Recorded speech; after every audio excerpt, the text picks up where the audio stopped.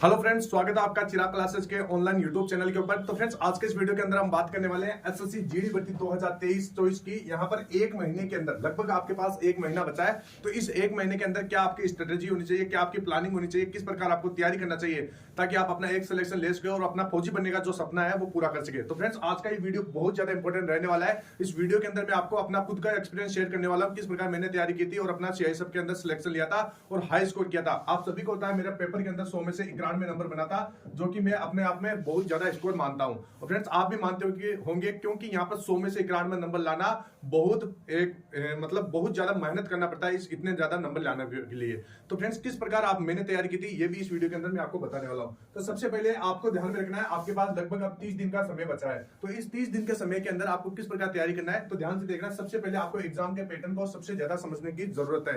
यहाँ पर आपको ध्यान में रखना है कि एग्जाम का पैटर्न किस प्रकार के आ रहा है, कितने कितने क्वेश्चन कब कब पूछे जा रहे हैं। तो यहाँ पर ध्यान से देखना, यहाँ पर जो जनरल इंटेलिजेंस है यानी रीजनिंग के 20 क्वेश्चन पूछे जाएंगे 40 नंबर के। इसके साथ साथ जनरल नॉलेज यानी जीके जीएस, इसका 20 क्वेश्चन पूछा जाएगा 40 नंबर का। और यहाँ पर एलिमेंट्री मैथ यानी मैथमेटिक्स से 20 क्वेश्चन पूछे जाएंगे 40 नंबर के। और हिंदी और इंग्लिश जो कि ऑप्शनल है, आप कोई भी ले सकते हैं, इसमें 20 क्वेश्चन पूछे जाएंगे 40 नंबर के।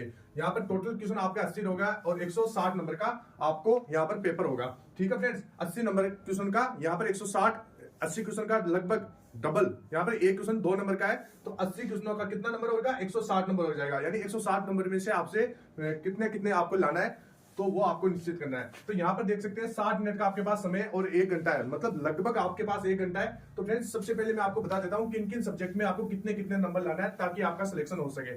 तो फ्रेंड्स, जो भी आप ध्यान से देख रहे हैं, तो रीजनिंग है, तो रीजनिंग के अंदर आपको 20 है, तो 20 में से फ्रेंड्स अगर आपने 19 सवाल सही किए हैं तो आपका बहुत बढ़िया स्कोर रहेगा। क्योंकि अगर इससे कम रहेगा तो आपका थोड़ा सिलेक्शन लेने में और भी ज्यादा आपको परेशानी होगी। तो यहाँ पर देख सकते हैं रीजनिंग के अंदर 20 में से 19 आपको लाना ही लाना है, तब जाके यहाँ पर सिलेक्शन होगा। इसके साथ साथ जनरल अवेयरनेस एंड जीके के अंदर आपको 14 क्वेश्चन आपको सही करना ही पड़ेगा, तब जाके यहाँ पर आपका सिलेक्शन होता है। इसके बाद में जैसे मैथमेटिक्स है, यहाँ पर टॉपिक्स मतलब जो इन चारों सब्जेक्ट है, इसमें से मोस्ट इंपोर्टेंट टॉपिक आपका मैथ। अगर मैथ और रीजनिंग के अंदर जिस भी कैंडिडेट का यहाँ पर हाई स्कोर होता है उसका ही सिलेक्शन होता है। तो अगर मैथ के अंदर आप 20 में से यहाँ पर लगभग 18 से 19 सवाल करते हो, तब जाके यहाँ पर आपका सिलेक्शन हो जाएगा। यानी आपका इन दोनों सब्जेक्ट के अंदर आपको लगभग 18 क्वेश्चन सही करने ही पड़ेंगे, तब जाके यहाँ पर आपका सिलेक्शन होगा। इसके बाद में हिंदी और इंग्लिश, तो जो कैंडिडेट हिंदी के अंदर बढ़िया है, जिनके शुरू से हिंदी मीडियम रहा है, वो हिंदी लेना है, आपको इंग्लिश लेने की गलती नहीं करना है। और जिन कैंडिडेट का शुरू से इंग्लिश का बैकग्राउंड रहा है तो वो इंग्लिश को चूज करना है। तो यहाँ पर हिंदी और इंग्लिश में लगभग आपको 18 से 19 सवाल करना पड़ेगा, तब जाके यहाँ पर आपका सिलेक्शन होता है। तो यहाँ पर लगभग आपको 65 प्लस क्वेश्चन आपको यहाँ पर सही करना पड़ेगा, तब जाके यहाँ पर एसएससी जीडी में आपका सिलेक्शन होगा। ठीक है फ्रेंड्स, और लगभग आपका समय 1 घंटा रहेगा, माइनस मार्किंग आपकी 0.25 की रहेगी। ठीक है फ्रेंड्स, इसके बाद में यहाँ पर आगे बात करते हैं कि किस प्रकार हमको तैयारी करना है। तो फ्रेंड, तैयारी करने के लिए सबसे पहले आपको एक टाइम टेबल बनाना होगा। यानी टाइम टेबल आपको सुनिश्चित करना पड़ेगा कि हाँ भाई, मैं तैयारी कर रहा हूं तो मेरे को इस हिसाब से इन 30 दिनों के अंदर चलना है। ठीक है फ्रेंड्स, सबसे पहले आपको टाइम टेबल बना लेना है। टाइम टेबल बनाने के बाद आपको डेली पढ़ना है। ठीक है फ्रेंड, रोजाना पढ़ना है। रोजाना अपना एक भी आपको यहाँ पर लगभग, पहले मैं आपको बता देता हूं, लगभग आपको 8 से 10 घंटा पढ़ना ही पड़ेगा, तब जाके यहाँ पर आपका सिलेक्शन होगा। इसके बाद में रोजाना पढ़ना है, टाइम टेबल बनाना है, ये मैंने आपको पहले बता दिया। सिलेबस को देखकर पढ़े। अब यहाँ पर बहुत सारे कैंडिडेट के दिमाग में चल रहा होगा कि लगभग 30 दिन का समय बचा है, अगर हम सिलेबस के हिसाब से पढ़ेंगे तो सिलेक्शन नहीं होगा। तो फ्रेंड्स, मैं बता देता हूँ, लगभग आपके पास 30 दिन का समय तो है, तो आपको क्या करना है, सिलेबस का आपका बेसिक चीजें देख लेना है। जैसे आपका प्रतिशत है तो प्रतिशत का बेसिक चीजें देख लेना है। इसके साथ साथ जैसे अनुपात है तो अनुपात की बेसिक चीजें देख लेना है कि किस प्रकार अनुपात के क्वेश्चनों को हल किया जाता है। इसके साथ साथ जैसे परसेंटेज है, इसके साथ साथ जैसे आपका समय और कार्य है और है समय और दूरी है, इनके क्या बेसिक सवाल आपको देख लेना है, किस प्रकार आप क्वेश्चन अटेम्प्ट कर सकते हैं। तो इससे क्या होगा, आप क्वेश्चनों को हल कर पाएंगे। ठीक है फ्रेंड्स, इसके बाद में जैसे सिलेबस को देख लेना है। इसके बाद में एग्जाम पैटर्न को दिमाग में रखें। आपको एग्जाम पैटर्न मैंने वीडियो के शुरू में ही बता दिया कि किस प्रकार आपका एग्जाम पैटर्न रहेगा, उसी प्रकार से आपको चलना है। आपको ध्यान में रखना है कि 1 घंटे का ही समय मिलेगा, इससे ज्यादा समय आपको नहीं मिलेगा। तो क्वेश्चनों को पहले इजी क्वेश्चनों को करना है, बाद में हार्ड क्वेश्चनों को करना है। पहले हार्ड क्वेश्चनों को लेकर नहीं बैठना है, क्योंकि इजी क्वेश्चन बहुत ज्यादा उन चक्रों में छूट जाते हैं, तो ऐसी गलती आपको बिल्कुल भी नहीं करना है। उसके बाद में चारों सब्जेक्ट को बराबर टाइम दे। अभी आपके पास लगभग 30 दिन है, तो 8 से 10 घंटे पढ़ना है, और चारों सब्जेक्ट है जो अभी आपके मैथ, रीजनिंग, जीके, जीएस और हिंदी, इनको पूरा आपको बराबर समय देना है। किसी भी सब्जेक्ट को आपको ऐसा नहीं समझना है कि ये तो इजी सब्जेक्ट है, इजी बिल्कुल भी नहीं समझना है। तो फ्रेंड्स ये चीजें आपको ध्यान में रखना है। इसके साथ साथ मैथ में कमजोर कैंडिडेट को अर्थमेटिक पहले पढ़े। अर्थमेटिक की जितनी भी टॉपिक है, मैंने सिलेबस का एक वीडियो बना दिया, वो आप देख लीजिएगा, उसमें सारे मैंने बता रखे हैं कि अर्थमेटिक के कौन कौन से टॉपिक है। तो अर्थमेटिक के जितने भी टॉपिक है उनको सबसे पहले पढ़ना है, बाद में आपको एडवांस पढ़ना है, ठीक है फ्रेंड्स। वैसे एडवांस से आपका 2 से 3 सवाल पूछा जाता है, आपको अर्थमेटिक के ऊपर पूरा ध्यान करना है, ठीक है फ्रेंड्स। इसके बाद में नियमित जीएस पढ़े। अब जीके जीएस है वो आपको डेली पढ़ना है। करंट अफेयर का भी आपको ध्यान में रखना है फ्रेंड्स। यहाँ पर एसएससी जीडी के अंदर 18 महीने का करंट अफेयर आपको चलना ही चलना है लेके।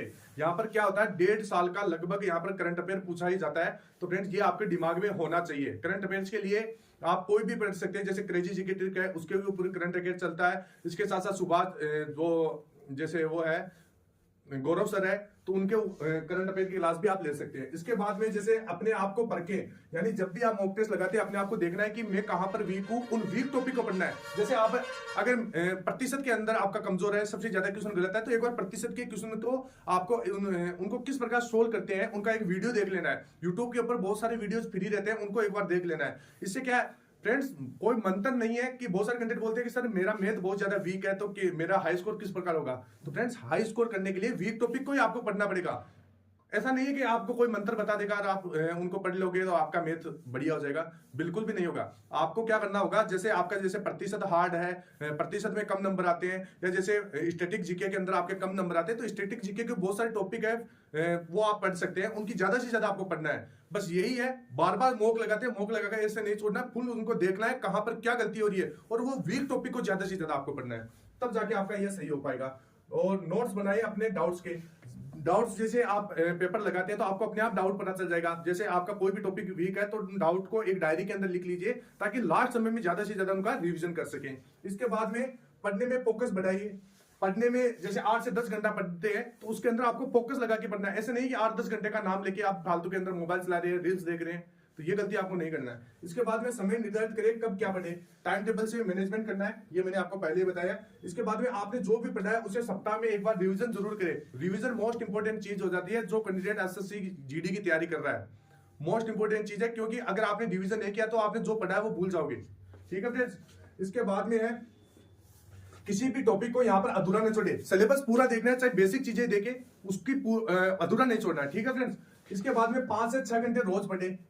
अभी आपके पास यहाँ पर 5 से 6 घंटे नहीं है, लगभग 8 से 10 घंटे अभी आपको पढ़ना पड़ेगा, क्योंकि यहाँ पर 30 दिन का आपके पास समय बाकी है, ठीक है फ्रेंड्स। अब यहाँ पर पुराने पेपर को सोल्व करें। पुराने जितने भी एसएससी जीडी के पेपर है मैंने टेलीग्राम चैनल के ऊपर डाल रखे हैं, उनको ज्यादा से ज्यादा प्रैक्टिस करें।